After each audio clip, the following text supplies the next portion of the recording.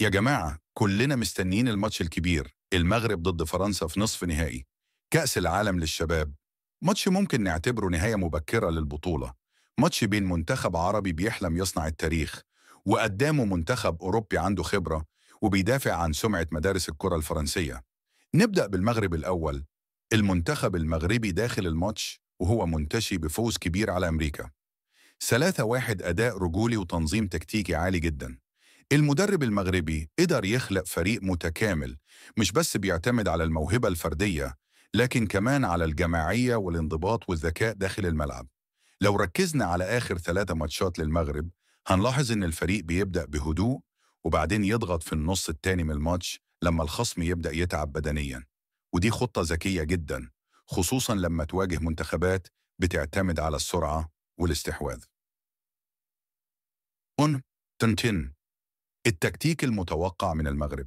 من المتوقع أن المنتخب المغربي يبدأ بخطة قريبة من 4-2-3-1، نفس الخطة اللي نجحت قدام أمريكا والبرازيل قبلها. الاتنين في نص الملعب، ياسين جسيم ومعاه عبد الله الوردي، هتكون مهمتهم الأساسية قطع الكورة وتنظيم اللاعب من العمق. أما قدام فهنشوف عثمان معامة اللي بقى نجم البطولة، سريع مهاري وبيفهم الملعب صح، هيكون هو مفتاح اللاعب الأساسي في المرتدات. المغرب أكيد هيركز على غلق المساحات خصوصا في الأطراف، لأن فرنسا عندها أجنحة قوية جدا، فلو قدروا يقفلوا الأجنحة ويمنعوا التمريرات البينية هيقللوا خطورة فرنسا بنسبة كبيرة. نروح بقى للمنتخب الفرنسي. فرنسا جاية من فوز صعب على النرويج 2-1 وأدائهم كان أقل من المتوقع، لكن دايما فرنسا في المواعيد الكبيرة بتظهر بشكل تاني.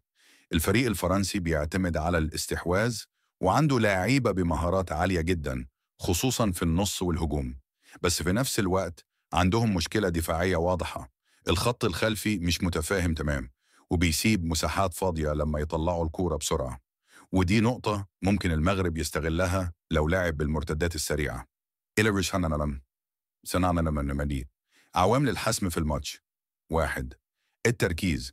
أي غلطة دفاعية من أي فريق ممكن تغير كل حاجة، لازم المغرب يحافظ على تركيزه 90 دقيقة كاملة. الفعالية الهجومية، فرص قليلة ممكن تيجي، فلازم أي فرصة تتسجل. قدام فرنسا مش هتجيلك فرص كتير. 3. الضغط النفسي. فرنسا داخلة وهي شايفة نفسها الأقوى، لكن المغرب داخل بروح التحدي والثقة، واللي عنده الروح دايما بيقدر يقلب الطاولة.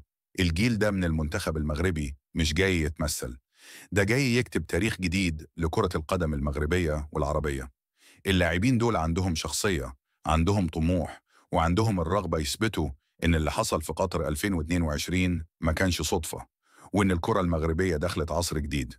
الماتش ده مش مجرد نصف نهائي، ده اختبار شخصية واختبار لمدى قدرة المغرب على مجاراة الكبار، وكل المؤشرات بتقول إن المغرب جاهز.